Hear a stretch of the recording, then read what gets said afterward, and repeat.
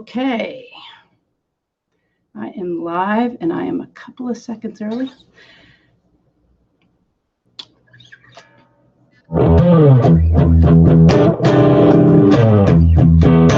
Hi, how's everybody doing? Let me get my chat window here in case. Here we go. Technology is a wonderful thing. All right. Okay, cool. Jeff says it sounds good, so I think you all can hear me. All right. So I'm Kelly Richey, and I am really glad to be here tonight. I've been looking forward to this. I've been with TrueFire. Let me scoot over just a little bit. I've been with TrueFire for 3.5, going on 4 years. And TrueFire has shot 2 series on me. One is called Blues Grit, and the other is called Focus on Blues Rock Power Trio. So I've got those in the catalog at TrueFire, and also have a classroom on TrueFire. Plus, I have I've got a classroom, and I've got they're doing one-on-one online lessons, so you can take a private lesson, and then I do Skype as well. So what I'm going to do tonight, it's 50 licks squared is what I'm calling this. And TrueFire is getting ready to launch a new platform where teachers will have channels. And my channel is going to be populated with a ton of these different series, 50 licks squared. So let me tell you what I'm going at here. In my Blues Grit and my Focus On, I go into a deep dive on how I look at the neck of the guitar, my pentatonics. Most people divide their pentatonics up into 5 different patterns. I use 2 patterns, and then I expand them. That's the way my teacher taught me. This allows me to use my 1st and 3rd fingers and cover the entire neck of the guitar. So I have the option to play as fast as I want. And then these, my middle finger and my pinky help me to embellish in their support. Like if I were to bend a string, I'm always going to use that middle finger to help bend. So I'm going to show you just really quick the patterns that I use. So as I reference these things tonight, you'll know what I'm talking about. They uploaded some files that I sent. So there is a roadmap available if you were able to get those and print those out if you want to follow along. But if you're a subscriber to TrueFire, all of this is in their catalog along with my Foundry course on building a strong blues foundation. Okay. All right. So here's the way that I look at the neck of the guitar. I started out playing piano, and then I played drums for a while before I got a guitar when I was 15. So in many respects, the pentatonic 5-note minor pentatonic is like a 5-piece drum kit. Okay. Yes, there's theory, and yes, there's melody, and there's chords and everything. But when I go to play, my right hand is my strong suit, as you'll see. So we're going to look at the root 6 minor pentatonic, and usually this is the first minor scale, first pentatonic people are given. It's called the blues scale. I'm in the key of A on the 5th fret, and I call this a basic minor pentatonic, root 6. Now I'm going to expand this, okay, and I'm going to take this note here. I'm going to play these same notes, but cover more real estate on the neck of the guitar, and do so in a way that I'm using my 1st and 3rd fingers, okay? I'm going to move this note down here. These 2 notes, I'm going to move up here.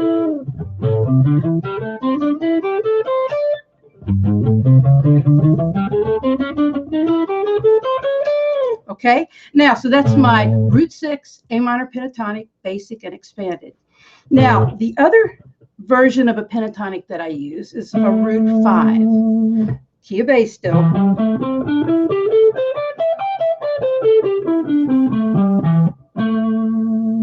Okay, now I'm going to move these 2 notes down here. I'm going to move this note up here.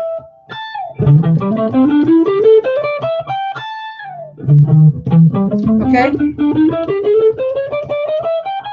and that's my 8, so that's my root. Now the 50 licks squared, what we're going to do is we're going to take 5 different sections of these two pentatonics, and we're going to play, my series will have 10 licks. We won't have time to go that far. I'm going to do, I think, 4 licks tonight. But so the 50 licks concept is I take 5 areas of the guitar and I teach you 10 licks. So that's 50 licks right there. Then I'm going to show you 10 different techniques that you need to know that I think every guitar player, like hammer-ons, pull-off slides, bends, pinch harmonics, and a flat tire, that Texas thing, okay? And then there's some other things that I do that I'll show you. But there'll be 10 different techniques that we can add to all of those. So now we're starting to give some characteristics to these different licks, and they start to animate them. Because the biggest thing that I can do as far as helping a guitar player when I'm teaching them is helping you find your own voice. Everybody starts off by picking songs, you know, that they love, guitar players that they love, and learning from them, learning different songs, different licks. But really what you want to do is once you've learned a lick, make it your own. Because if I'm a good teacher, I'm going to help you not need me. Okay, I want to teach you to think for yourself. And a 50 lick series like this gives, you know, there's a ton of 50 licks where you're taught 50 different licks.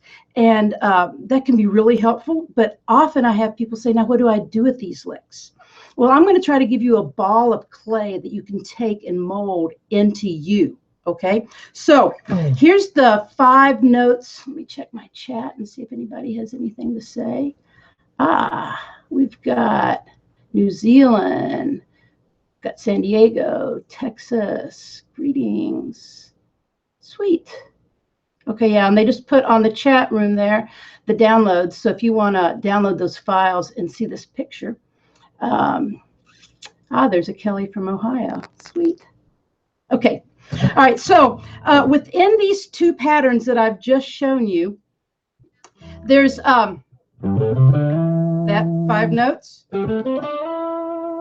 that 5 notes,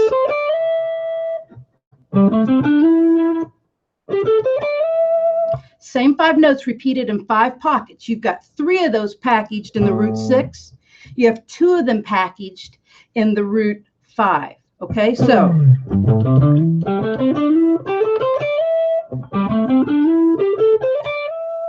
okay, so let's say I'm going to just take a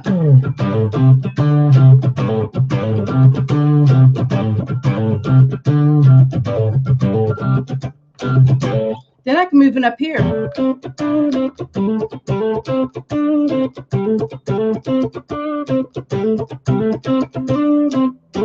I can move it up here.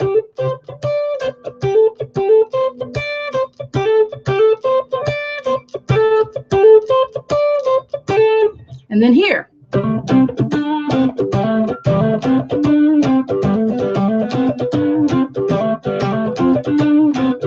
And then finally,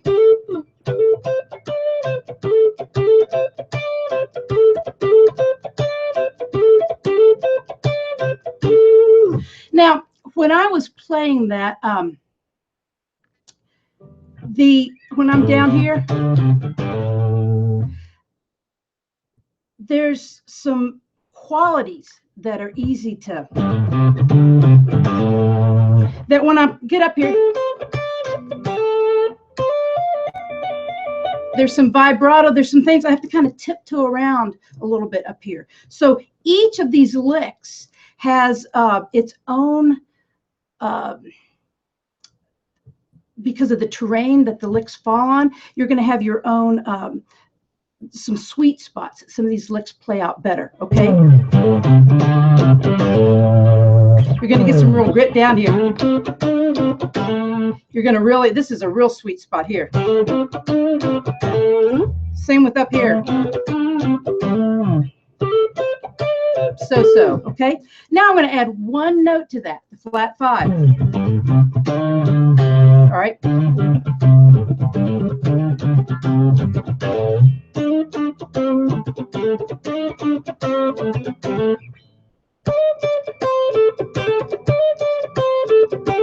And up here.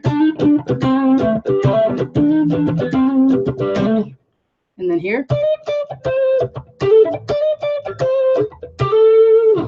All right, now, if I take this just a little bit further, because I want to tie these things together. You have 10 licks, 5 areas, 10 different techniques. Then we got to start tying these together, because there's also 2 areas of the guitar that I call outside the box.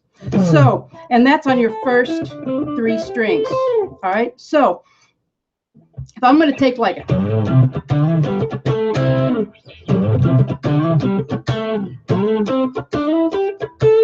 here, I'm playing across 2 of those areas.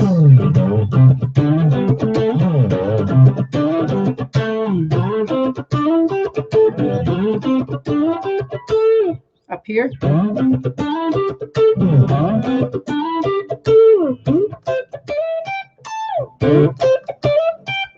See how I'm not able to. So the different areas are gonna show you, I like that here, I like that there. Now, I'm going to add one more thing, and then we're going to look at different techniques. If I play,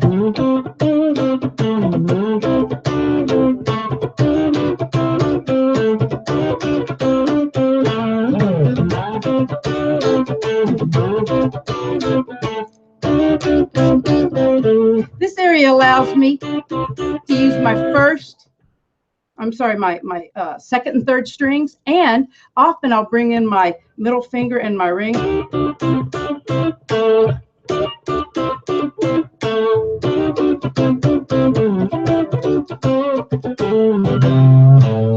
Okay, so let me take a little drink. So that's the general gist for laying out 50 licks. I'll be taking different keys, different songs, pulling riffs from songs, everything that I have in my blues grit, which are 10 songs, and in my Focus on Power Trio, which are 4 songs. I'm going to take all of those, all of the licks that I play in those leads. I'm going to take those, unpack them, break them down for you, and show you how you can steal the most out of what it is that I'm playing and turn it into your own. Okay, now let's talk about technique. You know, hammer-ons, pull-offs, slides, bends, a lot of that sounds real simple, and it's, you know, pretty simple concept to slide into a note. But when I ask students to really start doing this, they start saying, ah, okay, I get what you mean. So like,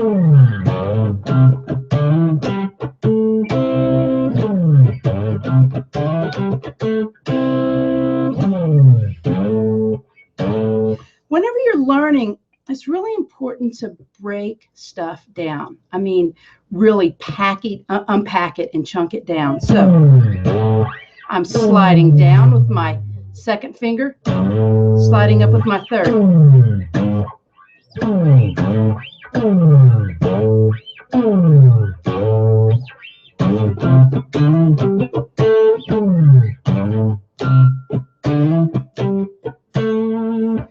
Now, what's enabling me to get a lot of that happening is my right hand.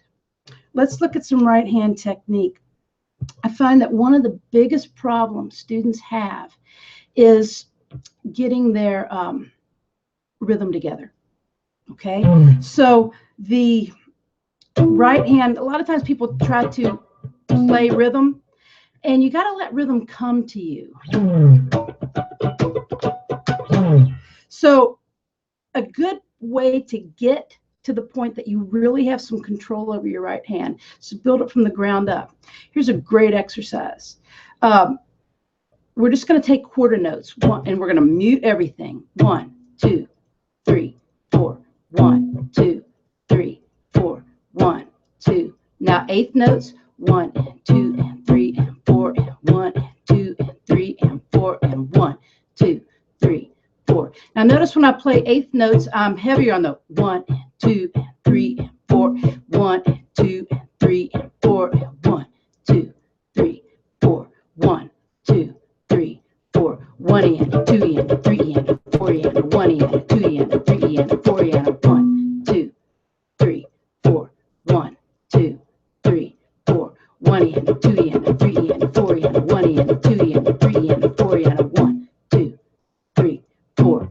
So to put on a metronome and really get used to playing your quarter notes first, then your eighth notes, and give it a pulse.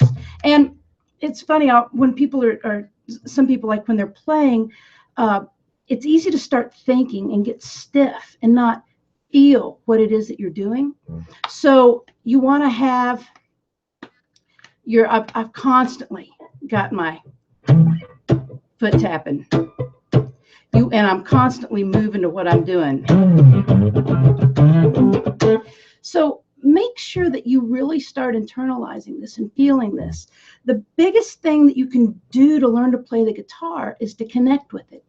And I've learned, because I've taught for a really long time, in the last couple of years, I've learned something that I've taken for granted with students, just really learning how to play is learning how to connect with the guitar.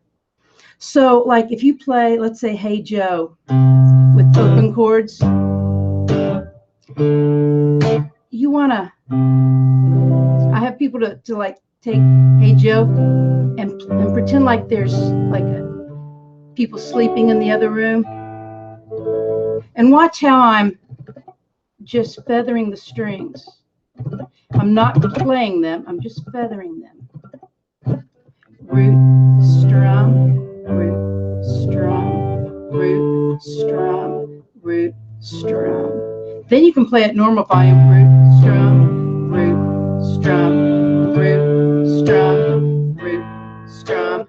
And then play it louder. Root, strum, root, strum, root, strum, root. Where you get some control over what you're doing. Then, like on bar chords, really control what you're doing. Okay, so really getting control over your right hand. I want you to feel the pulse, and I want you to really learn to feel each, let your pick just fall, because you don't want to like come, even when I'm like really coming at this, I'm hitting it to where I'm not coming straight down like that. I'm coming at an angle.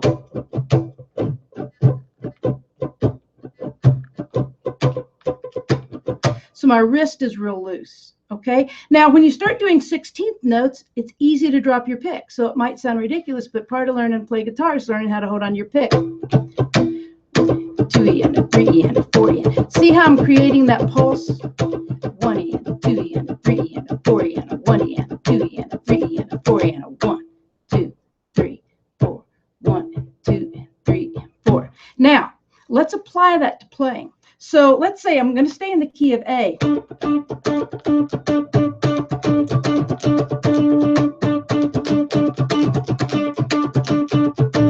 Now, that sounds a lot fancier than it is.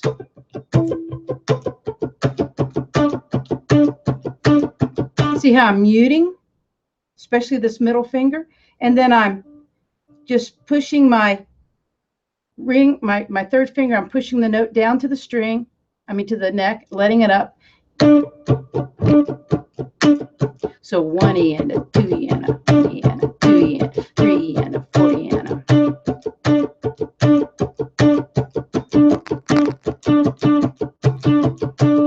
See how my right hand's not changing?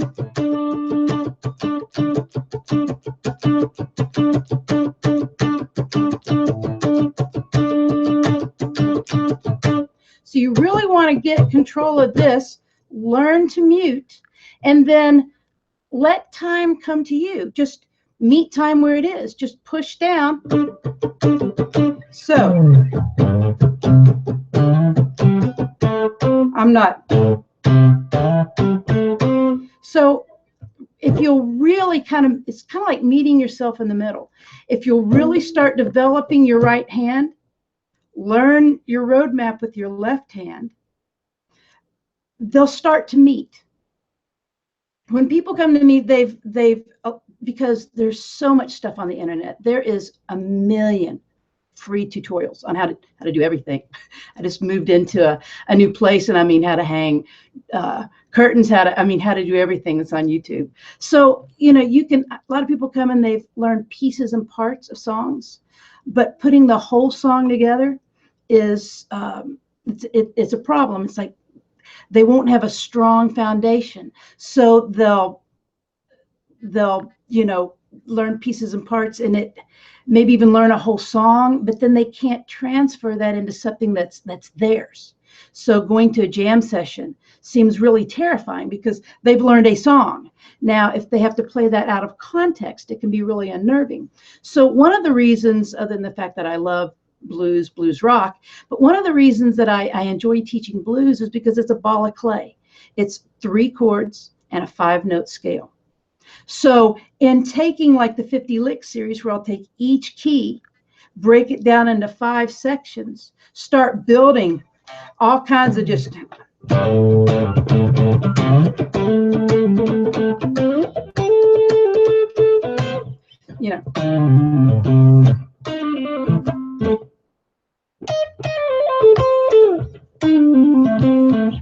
know, taking that all over the neck, it's where you start seeing that it's just how you put together the dots. I got a guitar and I auditioned for my first band after I'd had a guitar for 4 months. And they asked me to play a lead. I'm like, I didn't know what that was. So I went to my guitar lesson. I'm like, how do you play lead? And my teacher handed me what ended up being a very brilliant roadmap by simplifying it like I was just showing you. But he handed me a page of all these dots. It's like, what do I do with these? And that's the great mystery. How do you make these dots come to life? Hence, I have a 5-piece drum kit here.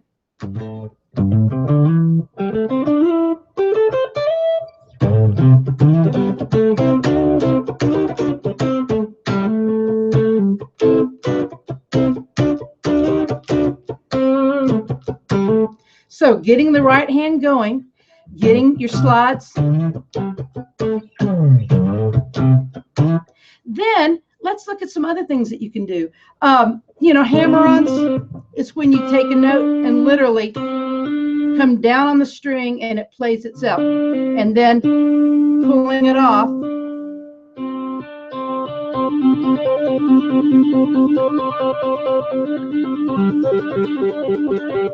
So hammer-ons and pull-offs, they're a simple concept, and once you've set and kind of gotten the feel of it, they're pretty simple.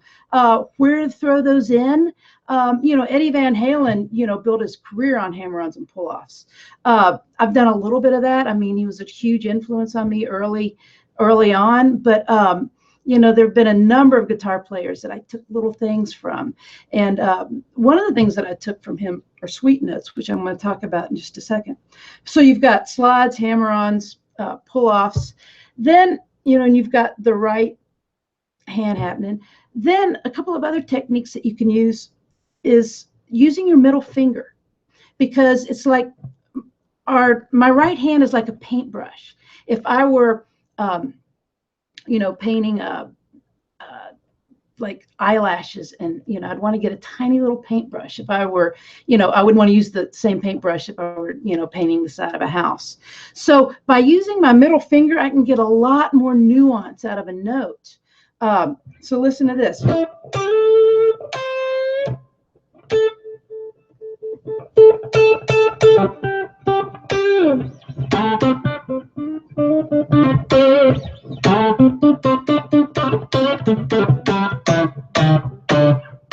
I can get that like pop and slap, kind of thing that a bass player would get.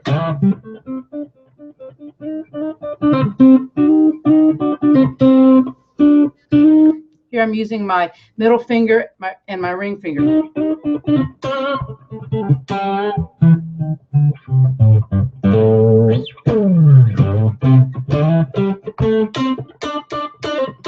Middle finger. And then vibrato. Because punctuation is just like if you were writing. Punctuation is key.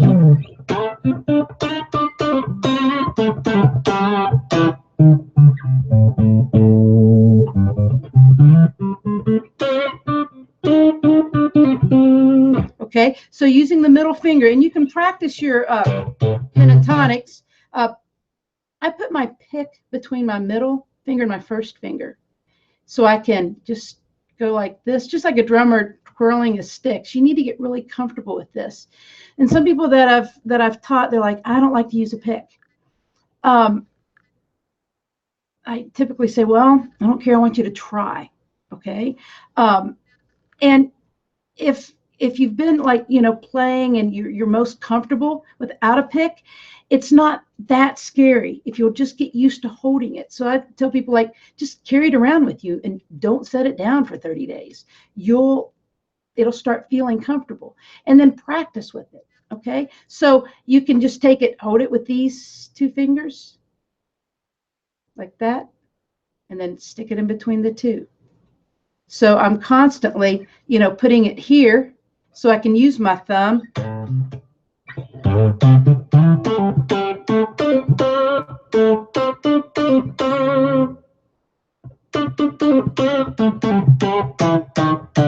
I'm using my middle finger for octaves. And I'll flick with my right finger. And then pick. Especially on these high strings on a Strat. Now, if you're playing a Les Paul, you're going to have a little bit more guts. When you're playing a Strat, and I'm going to talk a little bit about tone. Right now, I'm plugged into it's hard to tell because I'm using the speakers on this camera to broadcast, but I've got a 67 Fender Super Reverb that was my guitar teacher's. When he passed, he left that to me, and I mean it's an amazing amp. So I have a dummy load on that. I'm going from my pedal board to that, and then coming back into my pedal board into Ableton. So I've got a lot of different gain structures, but how you build your sound. I was in Nashville.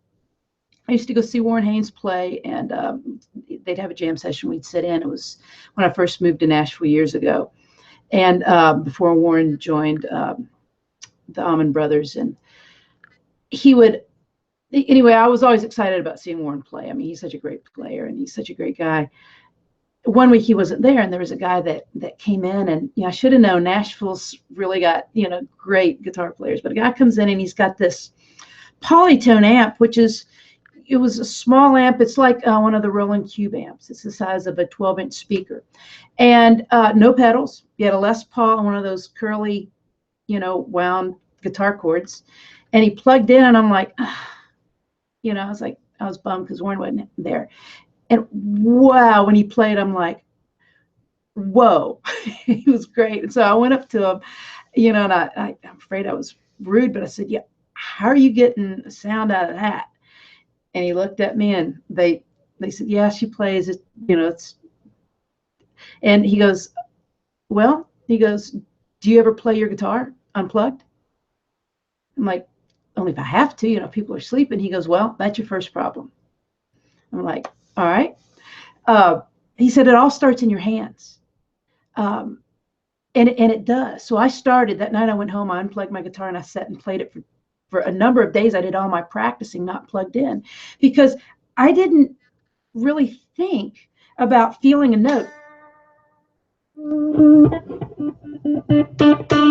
That's when I started really getting more vibrato. That's when I started becoming more articulate on my guitar. And I wasn't just depending on my guitar rig, because guitar players, we all chase that perfect sound. I've played over 35 years. Trust me, I'm still in search of the perfect sound. But where we all have to start is in our hands and in our guitar. Now, a Strat, I use the neck pickup on my Strat the most. And it just has that nice warm sound. And I'll use the lead pickup to cut through. So like if I'm playing Hey Joe or something, and let me turn on a rhythm track and play for just a second, and I'll show you what I mean.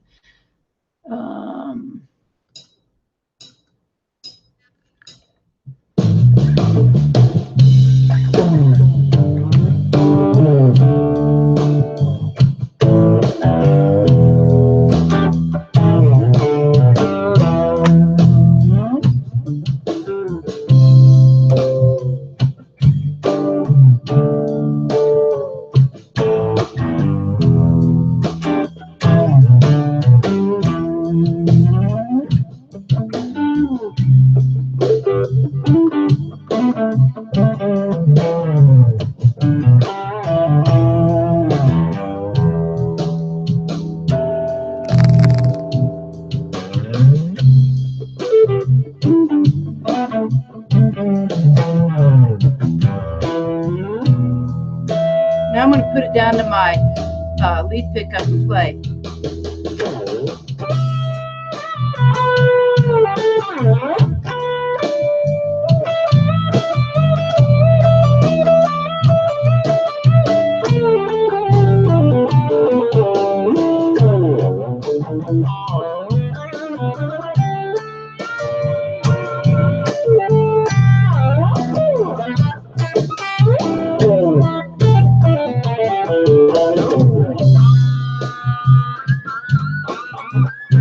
Sweet notes.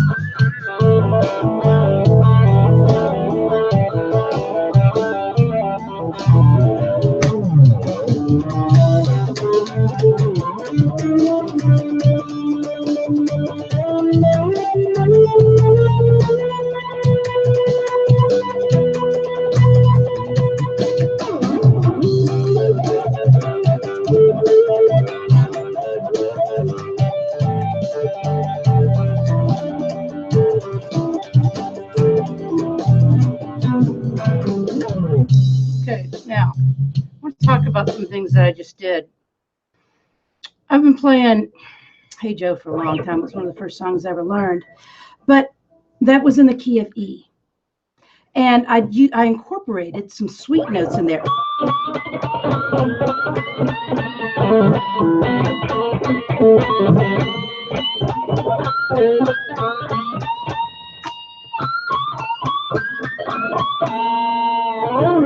I did that. I incorporated obviously some slides, some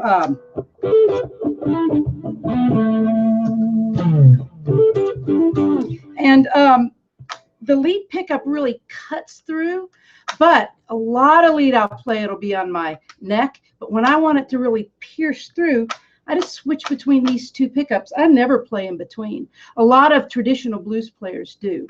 But a couple of things I want to talk about in Hey Joe that people ask me when I'm doing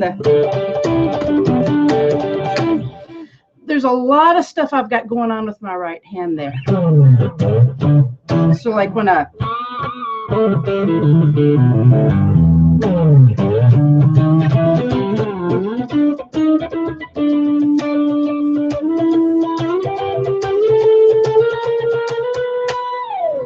okay, let's talk about a little bit of that.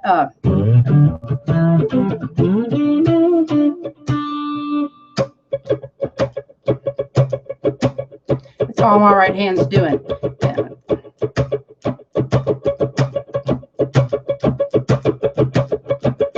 So if you just sit and do that, and then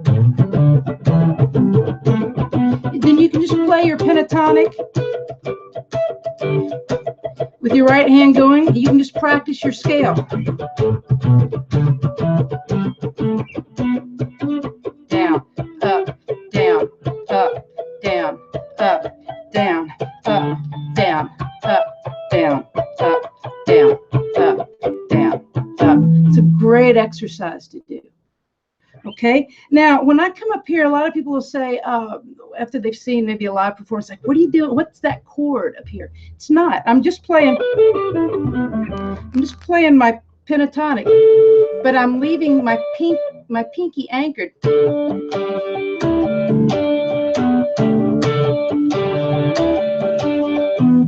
So with this, I'm just playing third, fourth, fifth strings with my pinky down. So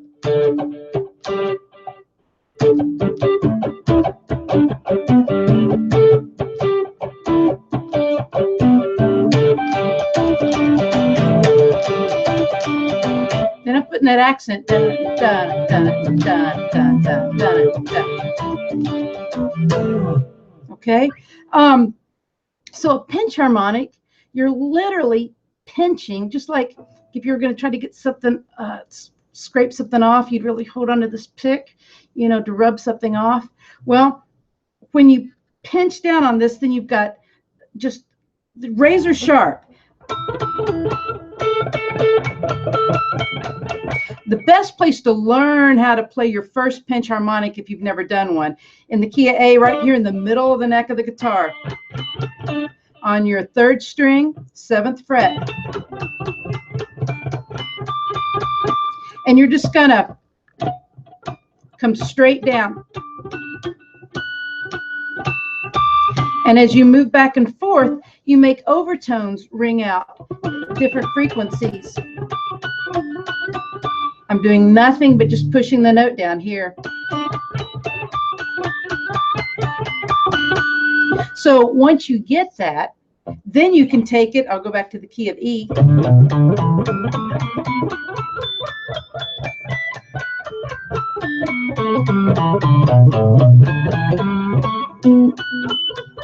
Now, I can get them to ring out on every one. Every single one, every single time? No. You know, but I can bat pretty good batting average.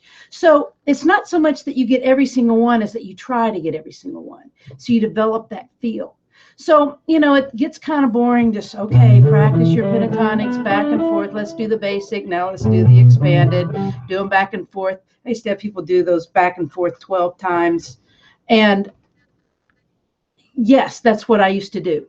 That's also when I was 15 years old, and there were still three channels on the TV, and there was no texting, there were no cell phones, there was no, you know, games. I mean, you know, there was a different time, and I was a kid. Sometimes people will say, okay, I'm an adult, can I still learn to play? Of course you can learn to play. You probably don't have that luxury of time. So another thing that I try to do is map out where to put your time, because so many people say, you know, I'm overwhelmed. I don't know what to do when I have time. So here's a rule of thumb that I suggest people do, and then I'm going to start taking some questions here. So if you've got some, start typing. Is 20 minutes a day practice, period. 20 minutes, and then stop it, then play and have fun. Because if it's like, oh, I gotta practice, you want to play, it's like, oh, I gotta practice. Guitar is a physical, you know, instrument, and so you've got to keep doing it and building that relationship. If you set it down for a while, you're kind of back at ground zero. Even if I, you know, have some downtime, like I've been coming off the road lately and just focusing on festivals and not playing 150, 200 shows, because I've done, like, literally driven 1,000,000 miles and played 4,000 shows, and like, seriously. And so when I'm playing all the time, no, I don't need to practice. But when I'm only doing, you know, 4, 5, 6 gigs a month, I need to stay strong, especially being a female. I've got to keep my hand strength up. So practice 20 minutes a day, and then play for 40. I mean, if you've got an hour a day to put in, that's good. If you've got a couple hours, well, then do that routine again. Practice another 20 minutes, and then play. Because if you're practicing intensely, really focused practice, and you have a roadmap, then when you play, it'll show up. You know, so it's kind of like I tell my students, do exactly what I say for 20 minutes, and then throw me out the window and play, because what you're doing will show up. Okay. So you can find in my classroom or on TrueFire in my series, I've got 3 different finger exercises.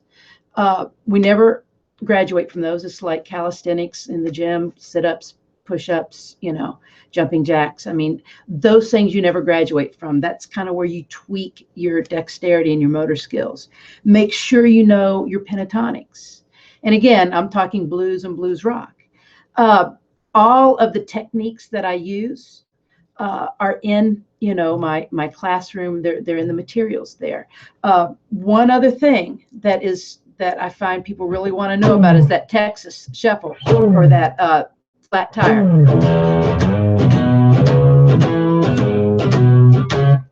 It's an up that's muted, down.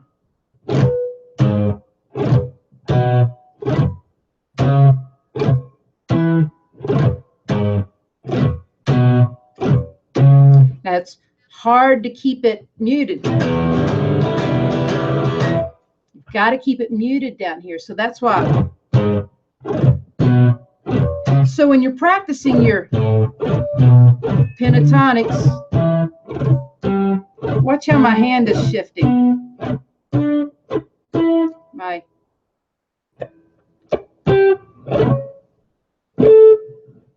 See how my whole hand shifted? And shifted again.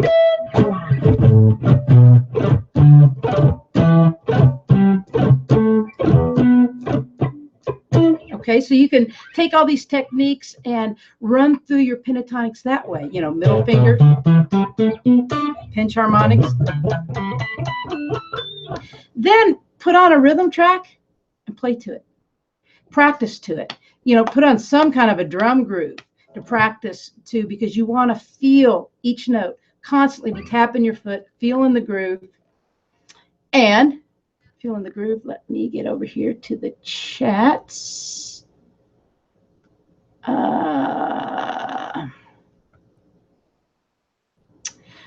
Somebody said, let's see, John said, you'd love to see an acoustic class. You know, I used to play a lot of acoustic. I started out on electric, and I used to take my guitar and amp to school, and they disconnected a lot of the outlets. So the deal that I made with the principal is that I'd start bringing an acoustic guitar, so I had to get one. And so that's when I started playing acoustic. I literally took my guitar everywhere. My mom asked me to go to the grocery store. My guitar was strapped on, and I'd walk back with one bag of groceries and play with my left hand only, which you can practice like your left hand. I'm sorry, no thumb on the back of the neck.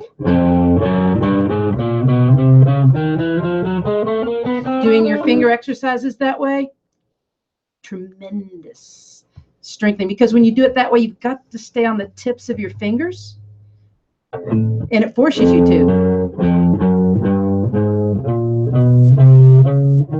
And also, just to kind of drive something home, when you're doing your finger exercises, I tell people leave all 4 fingers down, then go to the next string, then the next string, 1, 2, 3, 4, and inevitably I see this, because it's like, well, it's hard to stretch. Yeah, and once you've done it for a while, it's not hard anymore. Okay, so really pay attention to what you're doing. There's no way that you're going to get out of anything. You got to pass through all of this stuff. Okay, having a good roadmap helps you do it in a succinct way. Okay, Kelly, regarding your fast strum technique, are you cleanly hitting the strings with the, let's see, with the only pick on the upstroke, or does your thumb brush the strings on the upstroke? The whole, my whole finger tends to brush it. Now, when I'm coming down, as I hit, because I've got a fierce right hand. The band was playing, and we were recording a video, and there was a guy with a camera right down on my hands. And when we listened to that, over top of drums, bass, my 2 amps blaring, you could hear me hitting those strings. It was like, whoa. So I have a heavy right hand. So if you can see my finger, see how it doesn't grow all the way. My one in high school, I was pretending to be Pete Townsend, and I had a little flesh wound, but it kind of grew back, but my fingernail never quite grew back all the way. So I have to be really careful, because if I misfire, it's a callus now. If I misfire and catch the skin above my fingernail, that's really painful. So I have to really make sure that I come down and hit this thing just right. And right as I connect with the strings, I clutch this pick tight if I'm doing that. Other than that, it's a feathering. And yes, I will feel that on the skin of my finger and coming up on my thumb. Now, it's just kind of a real light touch, because when I'm actually in motion, it's just that much of my thumb that I'm feeling coming up, and just kind of that much. But I start getting like, there's that. And then when I hit hard, I am more parallel with the string, and I'm out of the way. And I use Dunlop 60s. they're nylon and there's some kind of grip to them. They're kind of rough on with the tip being smooth. And I like to use the rounded part, not the tip. And these have just enough flexibility where I can hold on to them, and they give. They're not too hard. They're not too soft. I can't play a soft pick or a hard pick. I'll hurt myself, just flat out. So it's a little more giving on the tip where there's no grip, and a little bit more substantial here. So this is the best ball of clay. Oh, I wanted to remind everybody that the entire broadcast is going to be archived. So you can go back and watch this anytime, okay? And download the materials. Let's see. Perfect things. Let's see. Oh, strings. I used 10 to 46 years ago. If you'll notice, my guitar has a hole in it, and this is a 63 Strat. The guys at the music store, so like, Kelly, man, you don't want to do that. I put a Kaler on this thing. I loved Eddie Van Halen, and you know, anyway, I did. I put a Kaler on this, and then when I started playing blues, I realized I wasn't getting any sustain because the bridge wasn't touching the neck. I'm sorry, the body of the guitar. Just like turning your guitar off and feeling the vibration of your hands with the wood. You know, you want to be one with this thing. So so that's one reason why I don't play any Stevie Ray, but I am really influenced by him because it was a pain to get my locking nut out, you know, drop it down. So I would just play along with his leads and stuff. I never really played. I've never performed his songs. And that reminds me of something I want to mention as far as developing your own style. We all have strengths, we all have weaknesses. And for a girl, I'm really strong, and I lift weights, and I've got, for a girl, big hands, you know, but I'm not a guy, and I don't have the strength of guys. And Jimi Hendrix, who's one of my favorite guitar players, I mean, his fingers were 10 feet long. So I definitely didn't have that. So because I play Hendrix and I play it with passion, a lot of people are like, oh, you sound just like Jimi Hendrix. I don't, and I can't. I failed miserably at playing Jimi Hendrix like Jimi Hendrix. So my entire style has come from things that I really wasn't very good at. It's like, I couldn't do this, I couldn't do that, I couldn't do that thing Jimmy Page did, I couldn't do that. So it's like, well, wait a minute, how can I do a version of that? Okay. And I developed my own style out of my can'ts. You know, they became my coulds. So, you know, guitar can be really frustrating. Just know that find your own way of doing it. You know, you'll see these people on YouTube, they'll be playing with their feet because they don't have any hands. It's like, wow. Django Reinhardt, if you haven't ever heard of him, check him out. Most of the stuff on YouTube will be music with just a photograph, but there is footage of him. He doesn't have all of his fingers, and he can walk circles around any of us any day of the week. Well, he's dead now, but I mean, so when people are like, oh, that's hard, it's like, I'll find that on YouTube and say, you know, come on. Yeah, things are hard, but there's a way around it if we want it. Okay. That. Okay, let's see. Fast drum. Back up here a little bit. Oh, gear. Okay, let me switch the camera and show you my gear. Can you turn on the light? Yeah, that one, I think. The other one. Yeah, and then turn. Yeah, cool. Let's see if you can, if I can get this happening. All right. Now everything looks backwards because it is. Not in my world, but in the camera world. So I have used in my entire career for like, well, almost my entire career, 2 tube screamers. And I used them both turned on at the same time. And the first one, I have the level at unity, because when I turn this on and off, I don't want any bump in volume. My tone is set at 10 a.m. And the first one, the drive, is set straight up at noon. The second one, the same with unity on level, the tone at 10 a.m., but I have the drive at 3 o'clock. So the first one set at noon, the second one set at 3 o'clock. And I had that super reverb, which is just louder than loud can be. And you have to put that on about 5 or 6 for it to start singing. And so, I was killing everybody with volume, and there's nothing I could do about it if I wanted to sound. So I learned the hard way, get a smaller tube amp. So I went down to a deluxe, and I used 2 deluxes with my band, and I use 2 Fender Princeton reverbs when I play solo, because I like to play stereo. It's ear candy for me, and it makes me happy, so I do it.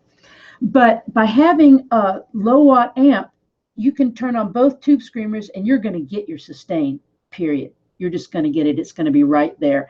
I swear by these.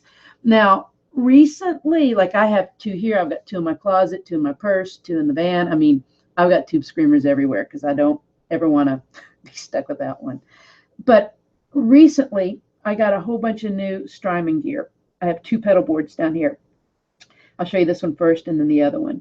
I got, just out of curiosity, I picked up their Sunset, which is an overdrive, a dual overdrive. You can use one or the other or both. And it's got 6 different circuits. Try that out. Go to their website and watch the tutorial on this. It's really, really amazing. And it has, when I match the sounds exactly, when you get on stage and you play it through an amp, this is cleaner. It has more, it's more defined. It's not cleaner, it's more defined. And it's almost like a plexi, which I don't typically use Marshalls because they're a little too bright and a little too harsh for my style. I like Fenders. I use a super reverb here in the studio, and then the Deluxes and Princetons. So I've started using this, and I've never used a compressor before until lately. So I've got the Strymon compressor, and man, that's taking me down a whole new road. So that's where I start my chain with this buffer that has a little bit of, that it has like, I think a 10 dB boost. I've got that set on 11 o'clock, and I just leave that on all the time. It gives me some meat. From there, I go into my wah, and this is a full tone deluxe. This is the sweetest wah that I've ever used, and I've been through a million of them. I used to use a Vox reissue, and they just started, they fall apart. This I've had for a number of years. I love it. Into my compressor, then into my dual delay here, my 2 tube screamers, and I won't turn all of these on at the same time, but I typically use both of these turned on or both of those turned on. But in the studio, in this setup, that can be a little bit too dirty to just do what I've done, so I've just had one. So from, like, that is my sound. When I'm in the studio, I come out, I go to my volume, I come out of that and go into my super reverb where I have a dummy load, and then I come back into here so I don't blast people out that that live close to me, and I still get the warmth of the tube amp. Then I'm going to go into my modulation.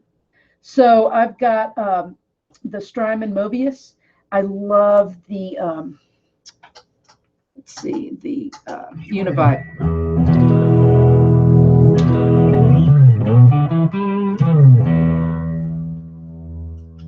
From there, I go into my Eventide, and I mainly use this for an octave.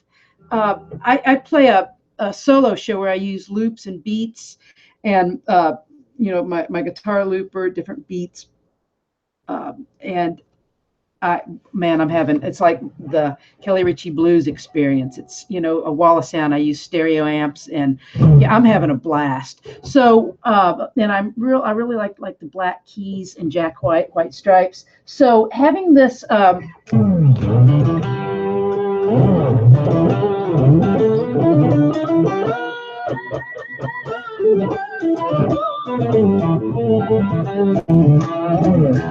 so that's, with a low octave and a little bit of a high.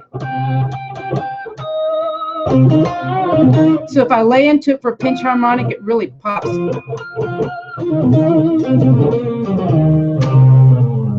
So there's that. And then I like, this is my regular bam, bam, bam, bam.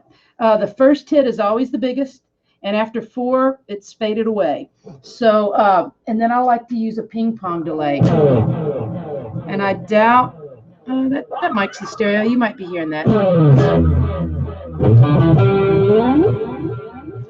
So that's my main live rig. And I'll be putting a ton of stuff on my channel when they launch that. Let me switch back to the cameras, because we are getting close to time. Okay, sweet. Can you turn that down just a little bit? Not totally. Just a little. Perfect. Okay. So, you know, I'm a gearhead, you know, and so I'll be putting a number of tutorials up there to show you my rig. You'll be able to ask any questions that you have. I'll answer them. I'm going to be putting up stuff just nonstop. My goal in the channel is to just really put out everything I know, so you can go in there and just soak it up. And then whenever you're ready for a guitar lesson, you can join the classroom and work with me weekly, or you can just pick up one of TrueFire's, you know, you can take a private lesson with me a one time whenever you need it. Or if you want something besides a video exchange, I teach via Skype.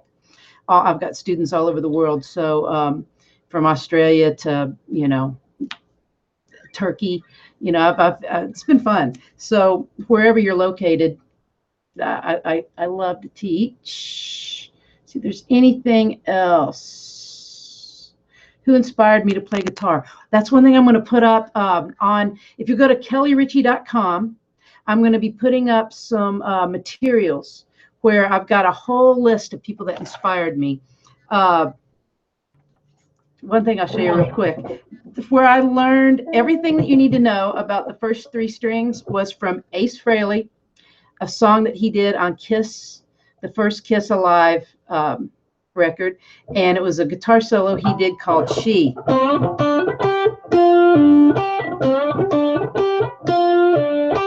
And he played that, and then he moved it up,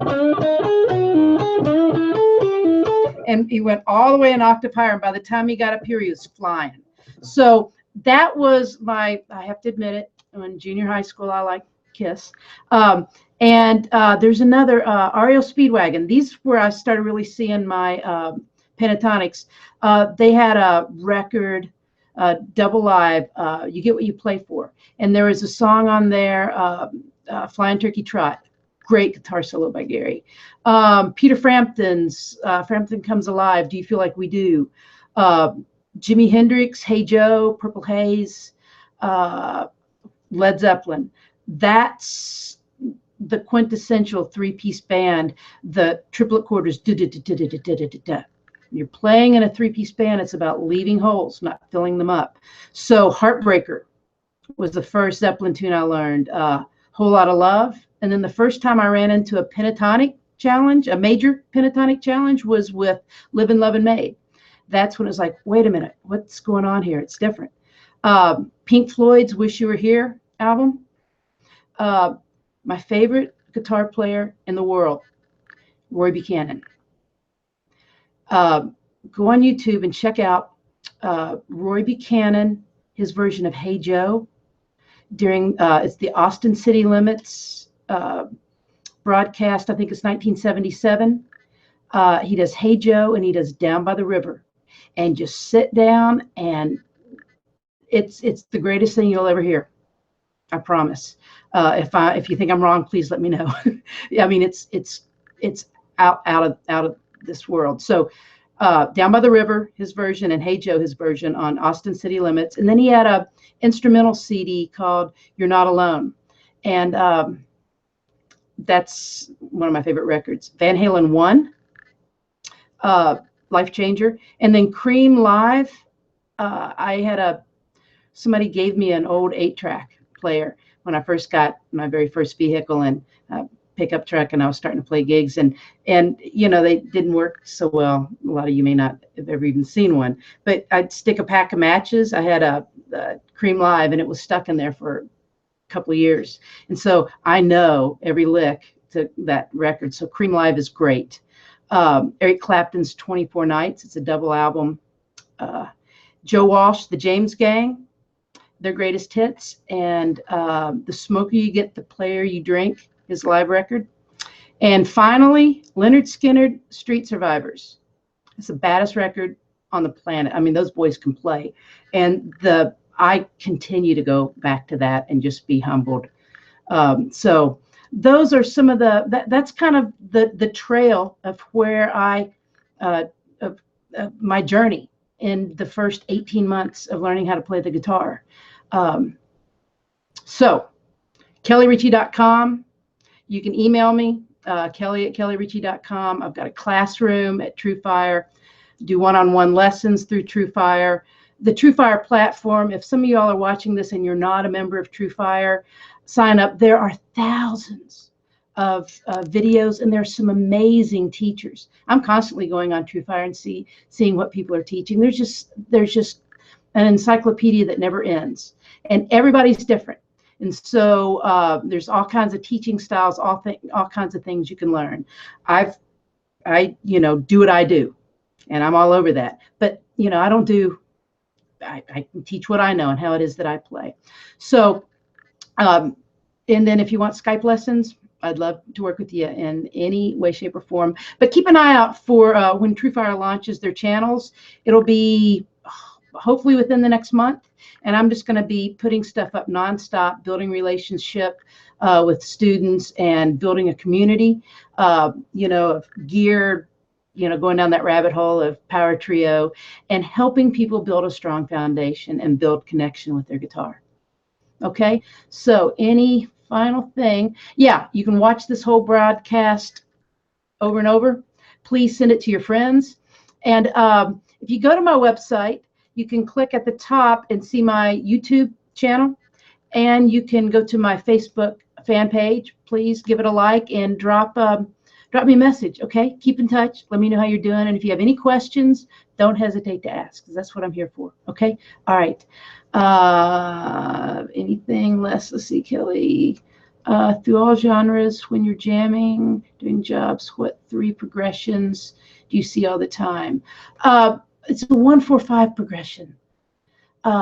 Everything I play except Hey Joe, that has 5 chords in it. All along the Watchtower, minor, major, major. I play it in the key of B. Hendrix did it in the key of A. So that's 1-chord progression. Everything, it's almost like if you know your 1-4-5 progressions, then every Stevie Ray song, every Kelly Richey song, it's the most common chord progression, period, in American music. The blues gave birth to rock and roll, like they really did. So, yeah, everything that I do, even if it sounds like it's a little bit hidden, it's like I've got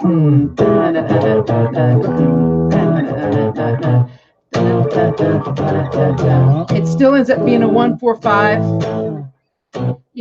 Everything.